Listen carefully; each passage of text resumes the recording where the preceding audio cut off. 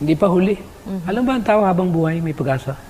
Totoo po. Nagre-regenerate ang ating katawan. Alam mo ba na every 3 months, nagpapalit ang dugo?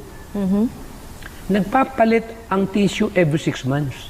After 1 year, nagpapalit ng vital organ which include ng brain. Wow. Kaya Just magiging imagine sharp. that. And that is something for me. It's a miracle. Ito palang katawan na ito, you can keep going. Kaya pala umaabot ng over 100 ng mga centenarian sa Loma Linda na in-interview ni Oprah, nasa internet.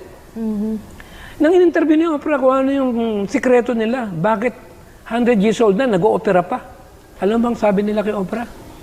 Because we are keeping 1 day rest a week, once a week. At the same time, we are pure vegetarian. Ngayon, nabindicate na tayo. For the last 30 years of doing this. Kung titingnan ninyo yung game changer, yung mga pinakamalalakas na tao, tina Schwarzenegger, puro pala vegetarian.